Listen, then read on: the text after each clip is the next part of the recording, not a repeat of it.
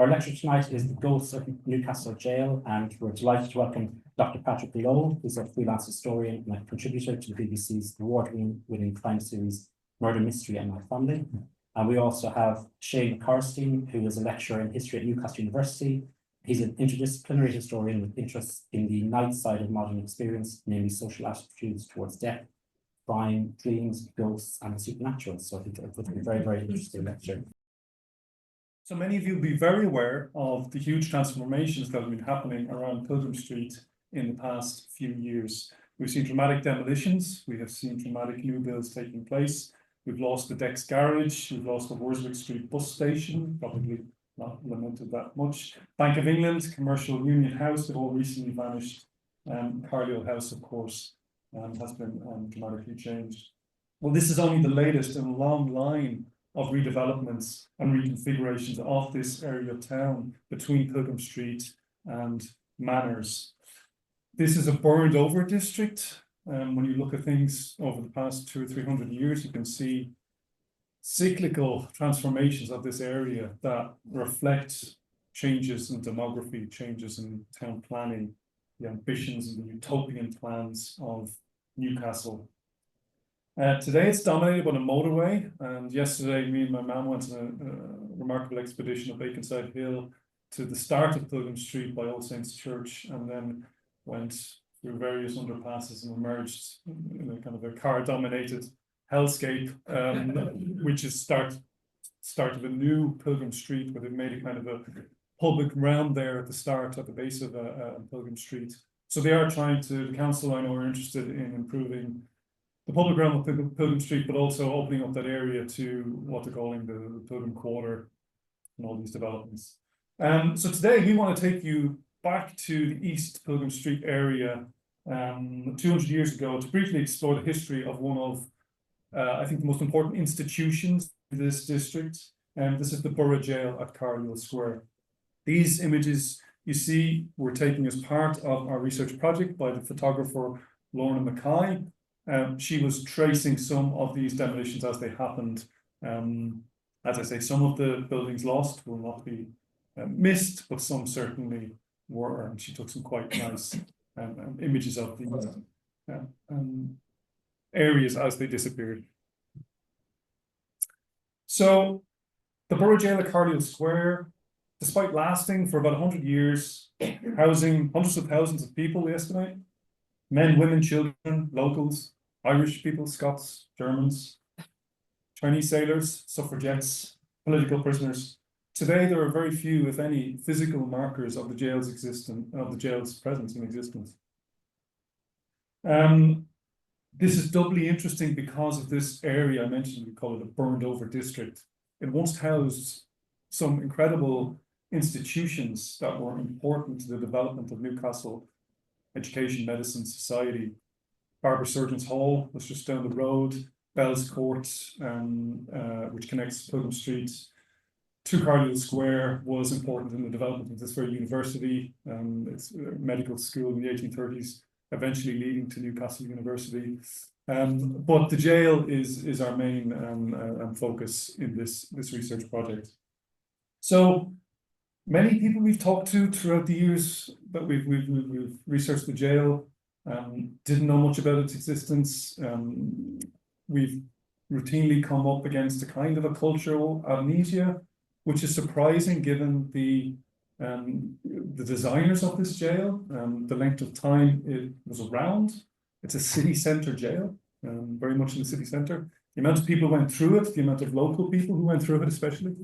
And we're trying to match that domineering presence against a reticence to talk about it, a relative lack of photographs and drawings of the jail. Certainly, as the years pass, we do find more and more archival information about the jail. And as I'll mention in a while, we do get some memories, sometimes passed down from people who are gone, and folklore about the prison.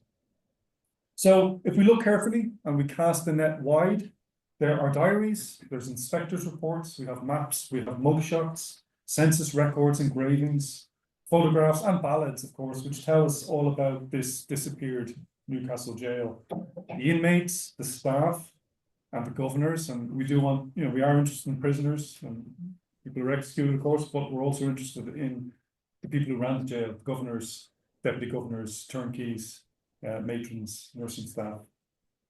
And of course, this very site, as Patrick will discuss, was also a graveyard for many people. So we're trying to match that long-term historical presence against a long-term absence, and then fit it into what's happening to Pilgrim Street 200 years later. Is history repeating itself? Are we just burning this district over again and bringing in a new type of building, a new type of society?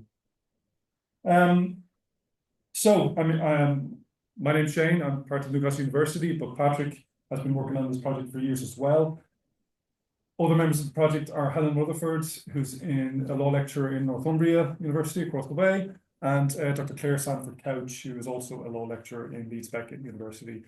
So we're a team of lawyers, historians, crime historians, and together we have created a website. We had this exhibition in 2022, which is returning this summer in City Library again to mark the 100th anniversary of the demolition of Newcastle Jail in 1925. So part of our quest really is to bring back some of this historical stories back to life. We really only scratched the surface, especially tonight. We do have a lot more information on our website, www.newcastlejail.com or .co.uk. And as Patrick will say, we do have a forthcoming book, which he will plug, and hopefully will be of interest to many of you. So I'll begin by going back to 1822, go back 200 years to the birth of this prison. A lot of this will not be news to you. I know you're familiar with these stories. But Newgate was Newcastle's medieval prison, built over the northwest gate on the town walls, of course sited on what is Newgate Street today. The jail there was very small, around 10 small rooms, each about 14 feet square. Prisoners were confined 6 to a room and were manacled due to the insecurity of the jail. And there had long been a concern amongst the town authorities that it was an insecure jail, unhealthy. There was frequent escape attempts out of Newgate and up Gallowgate and out of the town. There's a great story of one man who was rather large that got stuck in a chimney trying to escape. And believe it or not, many jail escapes during this period do involve people tying together sheets and abseiling down a wall. That does happen in this period. So people thought it was a school for criminals, that all types of people were mixed together, debtors, felons, murder suspects in these cramped and unfit for purpose areas. Of course, the 1820s, birth of reform movements in terms of crime and punishment. People need to be reformed and educated rather than simply punished. There's also the birth of what's called a classification system, where you start to divide prisoners or felons by gender especially, but also by type of crime. So long-term prisoners, short-term prisoners, debtors especially. Debtors were clogging up prisons during this period because, of course, being a debt was could lead to jail sentences during this period. Following an Act of Parliament in 1822, the authorities in Newcastle were given the green light to build a new jail that could provide some of this modernity and reform-minded aspects of prison management. This was in line with Newcastle's town council visions of the 1820s and 1830s, through the bankrolling ambitious schemes, of course, Moot Hall, Leeses Terrace, Granger Town developments. We would try to place the building of Newcastle Prison, or Cardial Square Jail as known at that time, within this broader revolution in the town. Newgate was in such a poor state of repair that it was demolished in 1823 before the replacement prison had been built, much to the consternation of antiquarians, who of course wrote a ballad about the demolition of Newgate Street. It was a comic petition pleading for its preservation, pleading with the mayor that Newgate Prison be preserved. Newcastle's criminals and debtors were temporarily housed in the basement of the Moot Hall and the Castle Garth dungeon during this period. Now, renowned local architect John Dobson entered the scene. He won the competition to build the new jail, although there was some interesting counter plans. The architect Thomas Sopwith submitted interesting plans as well. We heard rumours a long time ago that there were models surviving as part of this competition process in the 1820s. We haven't been able to find them. We thought they might be in the university collections here, but they're not, unfortunately. And a jail committee was set up in the town council to plan this prison. Now, although the castle site had been mooted as a location for the jail, the town authorities chose to purchase a 2-acre plot on the Carlisle Croft, which was a large area of ground within the town walls, stretching from Carlisle Tower to Corner Tower. And this location is chosen as kind of a greenfield site just off the Pilgrim Street, Northumberland Street artery. As I said, it was already a really interesting area of civic institutions. We have the Barber Surgeons Hall, we have the poorhouse, charity school, but it was not an ideal site. Today, if you go down to Carlisle Square, heading out to Manage, you can see there's a steep incline. The ground was known to be clayey and objectionable, and not good ground for these kind of buildings. Furthermore, the area north of the jail was becoming gentrified. Dobson himself, of course, built his house near the area. So already, when it's been designed and built, you can see that Newcastle is growing around it. Town walls are no longer a kind of a boundary around there, and it's just the town is growing around the jail, and long term it's probably not a good idea. Despite these concerns, the site was selected, and the prison was completed. So the prison design was completed, and in 1823, Mayor Robert Bell, in full regalia, led a procession of officials and commissioners from the Guildhall to the new jail. Bell placed a glass vase in a cavity in the foundation stone, which contains coins that were struck during the reign of King George IV, and those coins are in the possession of Pennyware museums, and we will have them on display in the exhibition in City Library this summer. Over this foundation stone was affixed this brass plate commemorating the event, and the mayor expressed his fervent hope that by a system of labour which could be adopted in the prison and strict attention to the morals of the inmates, we would return to a society, and they would return better men and better subjects than when they first entered its walls. So what kind of prison did John Dobson design? You can see here the current footprint of what's called Telephone House in Carlisle Square, which very roughly does approximate the kind of and size of the jail at the time. Here we have some old photographs of the surrounding housing near the prison.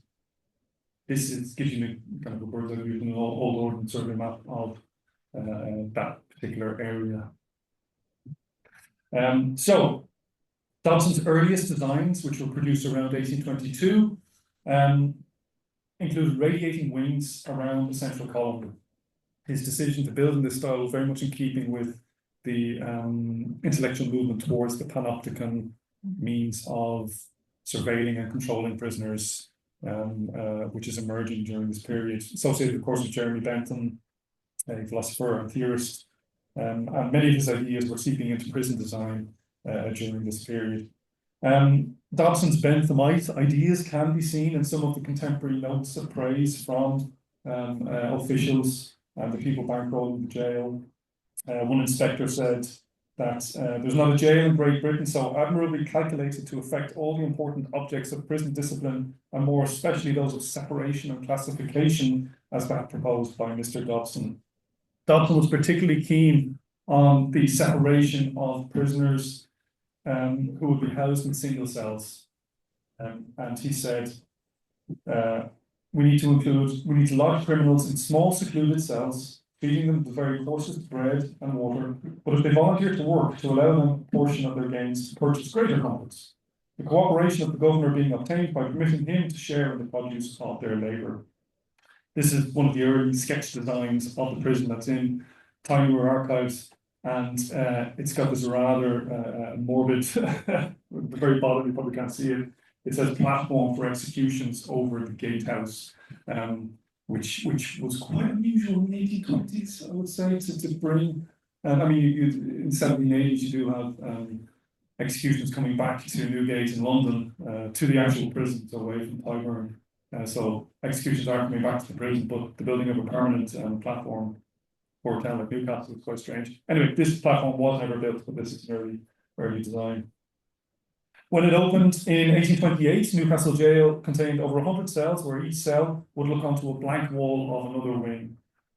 Each wing had its own exercise space, a sick room, and a water closet, which we're told could never emit any offensive or unhealthy smell. Female prisoners and debtors were given their own wings, so that's quite important during this period. Prisoners would enter through the boundary walls that were 25 feet high and walk through a castellated gate tower on the west side of Carlisle Square. This led to a grand staircase and another tower, which was a dramatic statement, which Dobson was immensely proud of, a statement made in stone and iron. And we've got a painting here on the left by Dobson himself, which I think reveals how proud he was of this prison and its design. Another interesting feature of Dobson's planning was that he consulted with more than one burglar of celebrity to gain information on the methods they used to escape from prison. But this didn't, I should say, prevent dozens of people escaping or attempting to escape from prison over the next 100 years. And part of it was Dobson's faults in the design of the prison and eventual redesign. Dobson's plan was seen by one admirer as a great and beneficent revolution in prison architecture, a move away from the barbarous era of manacles and fetters. But although it was widely praised, it cost the enormous sum of £35,000.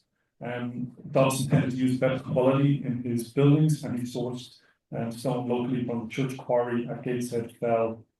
Due to these high costs, only 5 to 6 radial wings were ever built, and this meant that the jail was always operating at capacity from the moment it opened.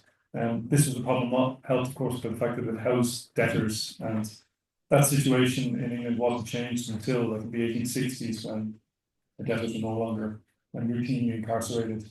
But the jail certainly did impress Newcastle's inhabitants, at least in its kind of dramatic design. There was a quote that comes across a lot in our research is a dispute over whether this was a palace or a prison.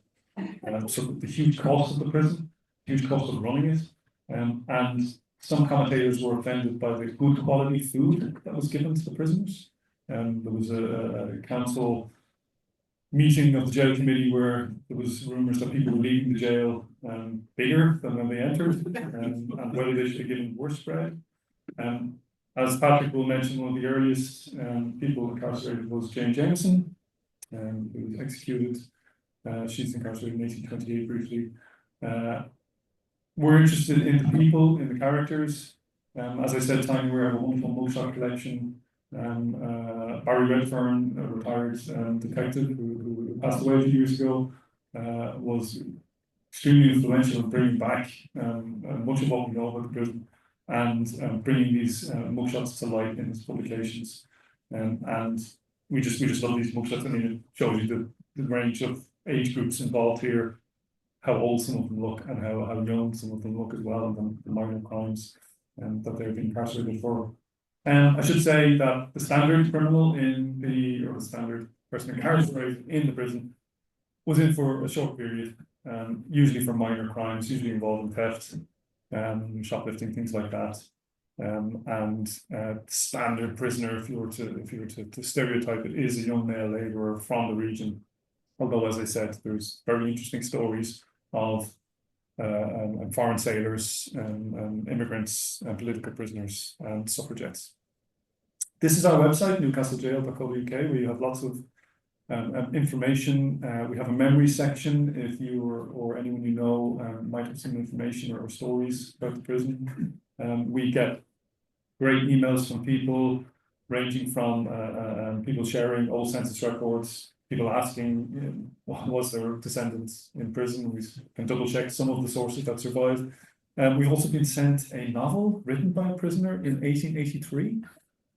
So this was a prisoner called Hector McNeil, And the novel is about a mysterious hero called Hector McNeil, who sails across to the Caribbean and falls in love with the daughter of a man called Joseph Little, who was actually the deputy governor of the jail at the time. So it's a kind of a weird it was a gift to the governor of a novel and a descendant of Joseph Little, who's based in Singapore, shared it with us on PDF. So we get some great memories from people, including lots of really interesting rumours and folk tales about the East Pilgrim Street area. There was always rumours that there were tunnels connecting the old police station on Pilgrim Street to the prison.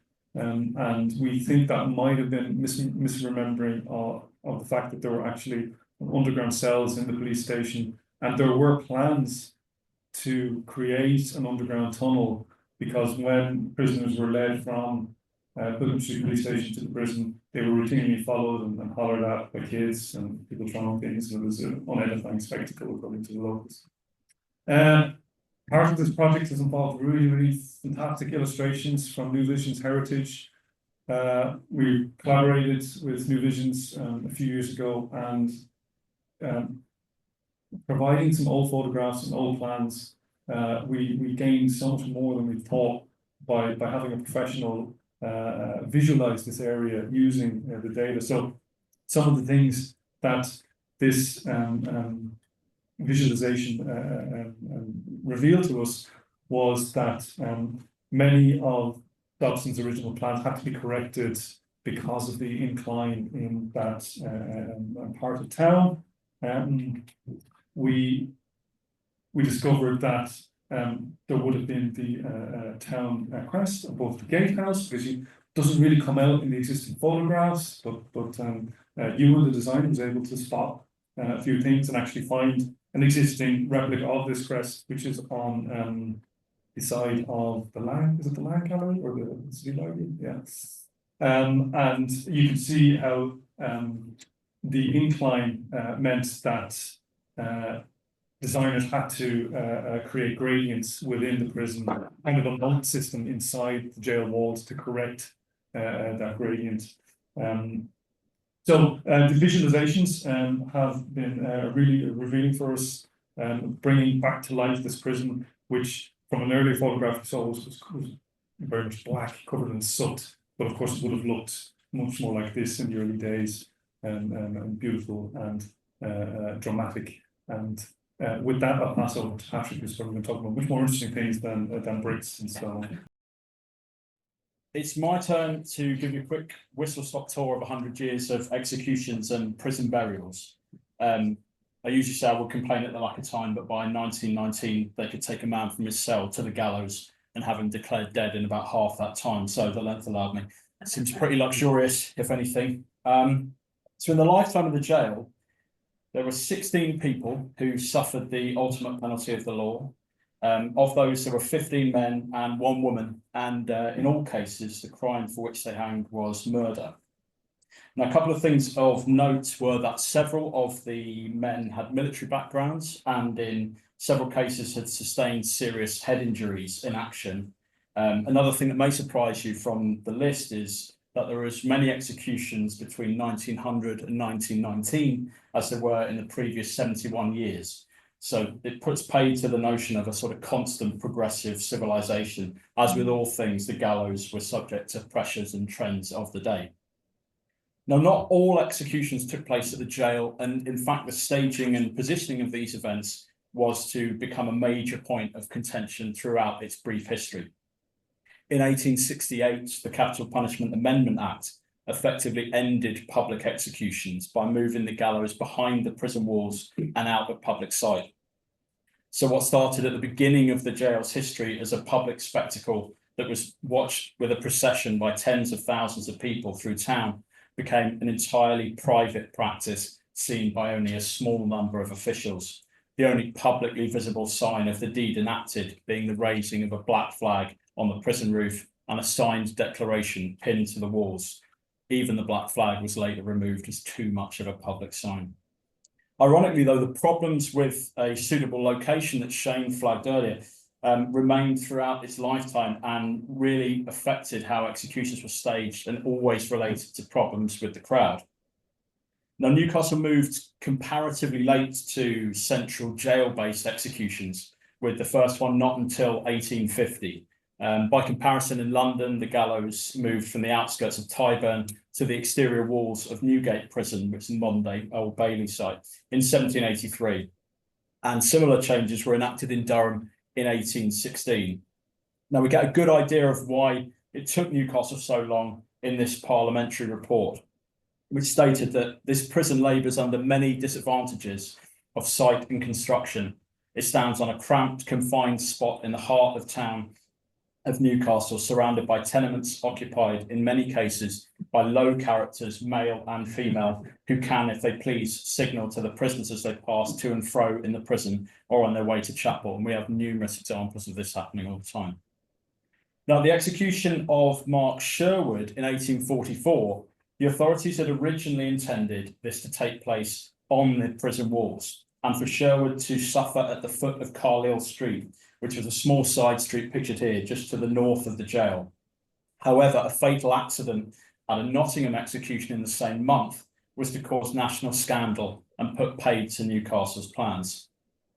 Perhaps the most extraordinary execution was the staging of Patrick Forbes's in 1850. It was the first to take place on the prison walls, and despite the more obvious use of what Shane mentioned before, the grand rooftop entrance, which by this period was not an uncommon practice anymore, the authorities took the remarkable decision to, quote, breach a hole in the prison wall, a practice that took a team of masons 3 days to complete, owing to the thickness of the wall.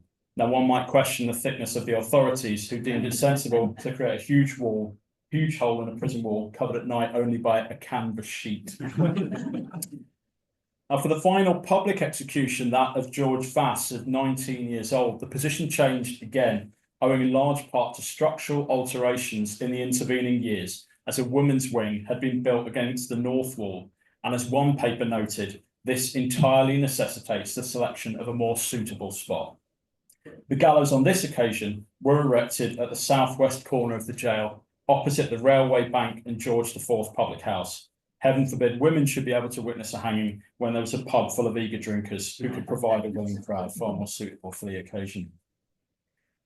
However, unlike Forbes's send-off, the scaffold was built inside the jail walls, high up on the roofline, so that it was still in some form visible to the crowd.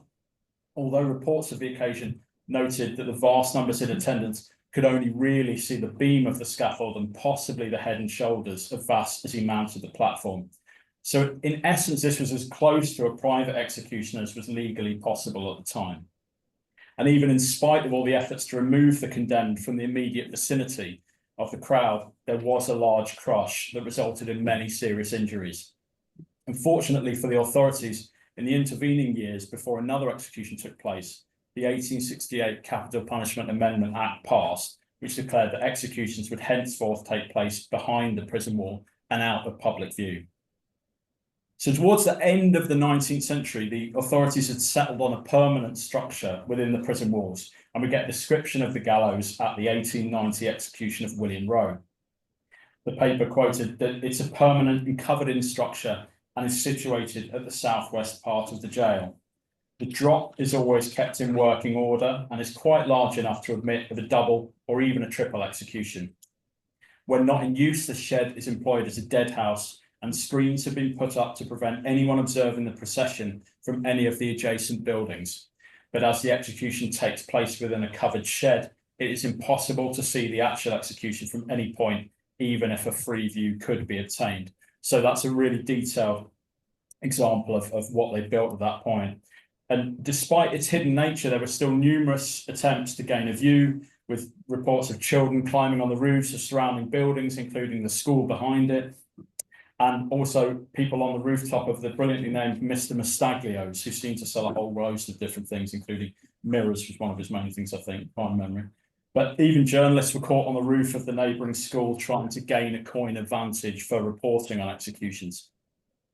Now, these attempts, they ultimately led to a final relocation that was in the southeast of the prison, and it was recorded at Samuel Emery's execution in 1894. So you can see here that the structure was a covered-in enclosure which no outside eye could penetrate, and so limited in accommodation as only to contain those who by duty attend such affairs. So we've got quite a disparity between the size of it before and what we think it became. Now, you might think that it was just the condemned men that the crowd were eager to see, but it was more often than not the hangman who was most eagerly sought out by the onlookers, and the practice of getting him in and out of the jail safely was fraught with potential dangers, which also might link to this idea of tunnels that popped up earlier. Now, in neighbouring Durham in the mid-19th century, one hangman had refused to return there after botching a hanging and being chased by an angry mob out of town. Now, owing to these potential issues, some hangmen had special tricks that they used to avoid hanging crowds.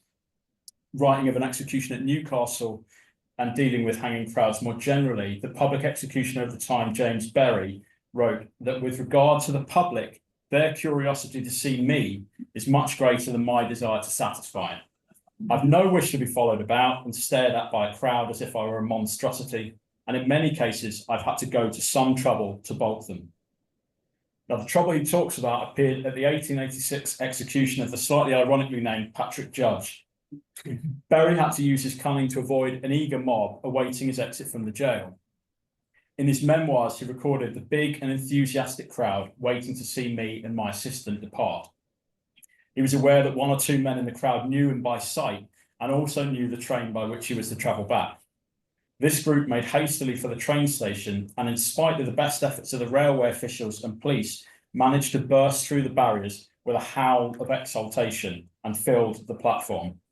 Now, despite their best efforts, they were actually to be left disappointed, as Berry and his assistant had actually snuck over the River Tyne to Gateshead station and there booked a train back to Newcastle. And on arrival, they switched onto the mainline train for Bradford undetected and with the crowd under the firm impression that they'd never entered the station.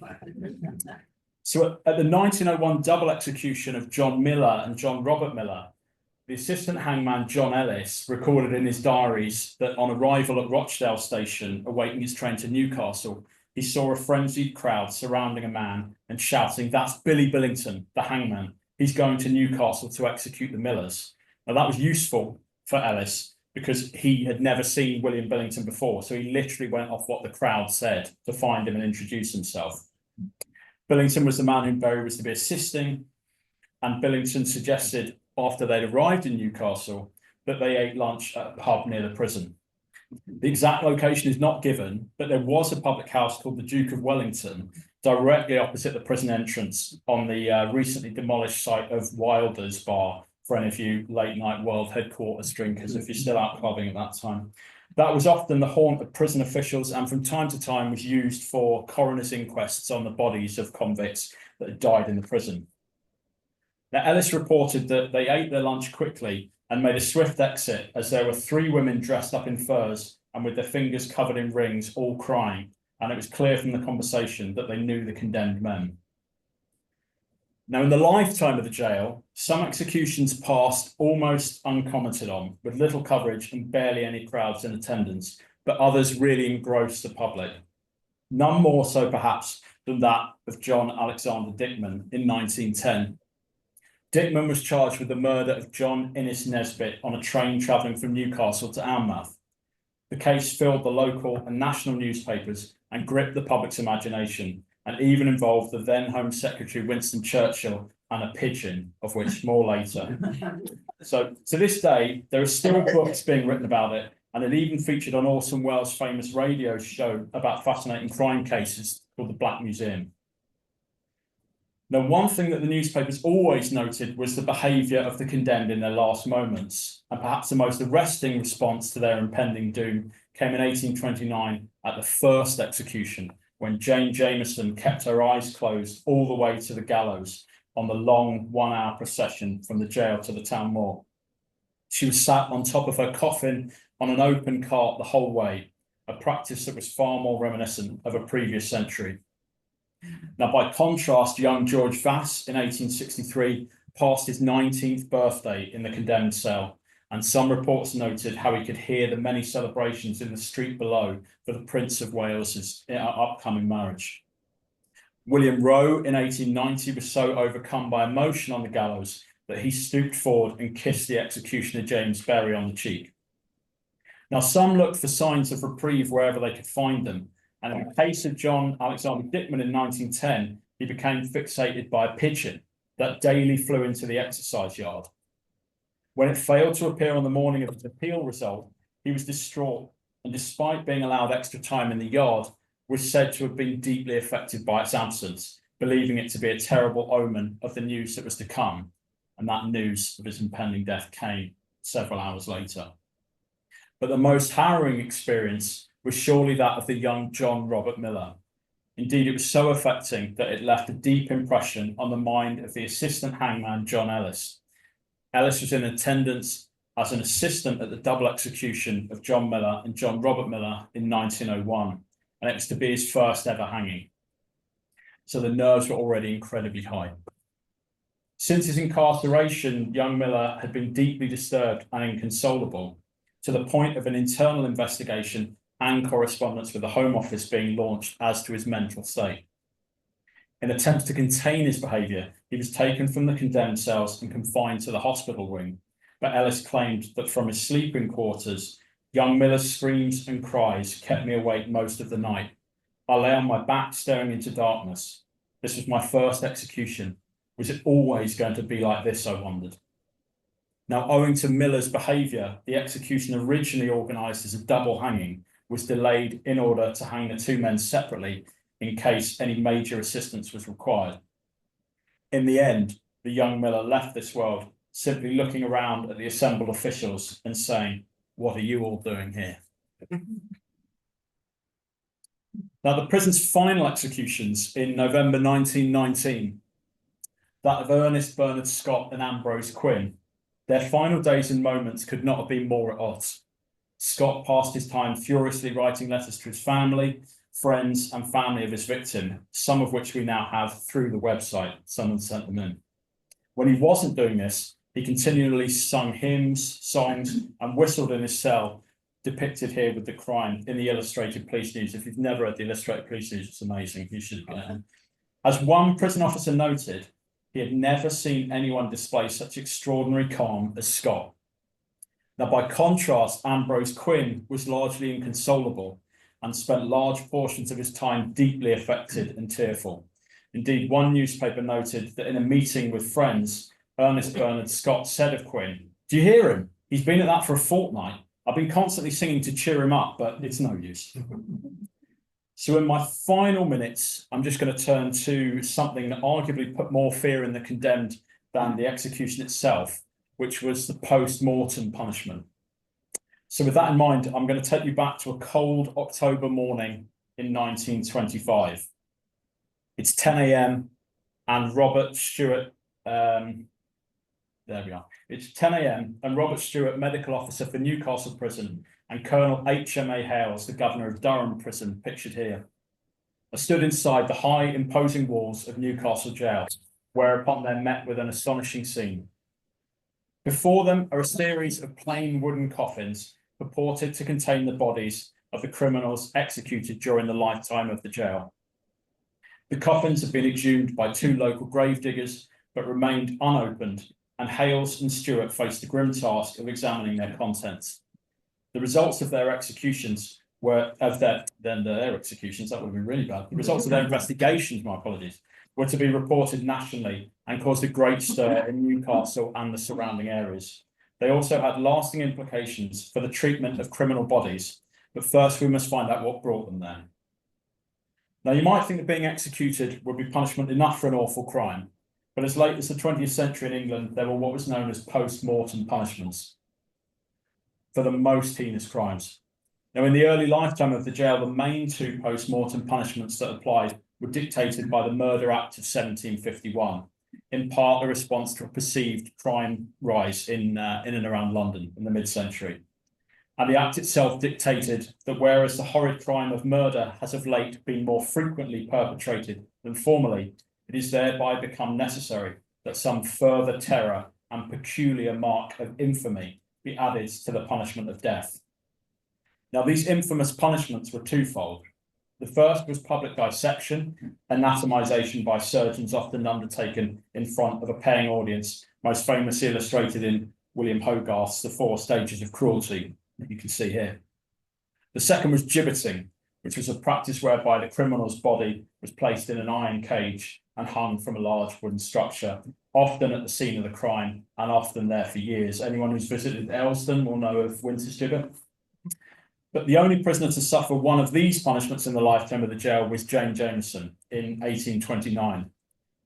Following her hanging on the town moor, her body was then processed in its coffin to the barber surgeon's hall that Shane showed earlier in nearby manors for public dissection. And upon arrival, Jane's clothed body was put on public display in the grand entrance until 6 p.m. that day. In the 2 weeks that followed, ticketed lectures were given on the dissection of her brain and body, administered by Surgeon John Fife, the later Mayor of Newcastle. They were free to attend for all medical men and available for a small fee of 10 shillings and 6 for a 2-week course and 2 shillings and 6 for a single lecture to any interested members of the public. Now, the lectures were attended by a local apprentice surgeon, one Thomas Giordani Wright, who noted that Mr. John Fife on Monday noon gave a very good demonstration on the brain of the criminal who suffered on Saturday. He then went on to say that he thought Fife rambled a bit in his lectures, but so for another time. By 1834, though, both dissection and gibbeting had been removed from the legislative arsenal, replaced by a lesser known but equally feared punishment of burial behind the prison wall. It denied the prisoner's family access to the condemned's body, and in some cases, denial of the burial service being read. Now, Mark Sherwood's case in 1844, he was deeply concerned about the depth of his grave. You're coming from the era of body snatchers, all the fear around grave robbery. There's a quote in the paper saying he expressed a wish that for the interment of his bodily remains within the jail yard, the grave might be deep, and hoped his remains would not be allowed to be disturbed. He also desired, if not contrary to any legal regulation, that the burial service might be read. In compliance with his wish, the grave was actually indeed made 7 feet deep, but the burial service itself was not read. Now, we return to that cold October morning in 1925 to find that Sherwood's fear of his body being disturbed was not misplaced. Following a Home Office decree that as part of the closure and destruction of the jail, the bodies must be reinterred, Colonel HMA Hales, Medical Officer Robert Stewart, and the attendant grave diggers tried their best to locate all the bodies, but despite their best efforts, only 12 of the 15 coffins were found, and one of them was empty. Sherwood's was amongst the missing. Now, the story filled the local papers, but to this day, 3 remain unfound, one more being located during later excavations. And following the completion of their work that day, the bodies were ordered to be reburied at All Saints Cemetery in Jesmond, in the same parish as the prison. Great lengths were taken to avoid any public intervention or remembrance of the bodies themselves, with one prison commission report proposing that whilst the plan of the graves should be afforded the Newcastle authority, they should not receive the register of graves, which gives the name of prisoners and dates of execution. Reporting on the eventual reinterment, the Aberdeen Press and Journal, under the tongue-in-cheek headline All Saints Cemetery ? Detailed the clandestine operation. In the darkness of the night and at an hour kept strictly secret, the body of the murderers which lie in the precinct of Newcastle Jail had to be taken up and reinterred in All Saints Cemetery. The bodies of Newcastle's capitally condemned were reburied with neither bell, book, nor candle vouchsafed them, since no service will be held. A final disgrace that betrayed a much longer history of punishment long after death. Reporting on the reinterment, one newspaper carried a telling quote from an unnamed prison official. "It is strange, but in one custom we are more barbarous than our ancestors in bygone days. It is the toll of the felon's plot. Prison officials who have assisted in the last act of a murder drama will agree that it is a mournful business." Now, as part of this project, we were actually able to at least provide a marker which they had been originally denied, which can be seen today just inside the entrance to All Saints Cemetery. And that's where I'm going to leave the talk for you. Thank you very much for your time. Hopefully we piqued your interest to find out more as we have a book coming out this summer, which Shane mentioned. I'm going to put a list down here at the end. If anyone wants to sign up, I'll put their email and we will get in touch with you when it's available. In the meantime, the web address as well. If you know anything, we're desperate for more information of memories, personal history, anything like that would be hugely helpful. And yeah, thank you very much again for having us.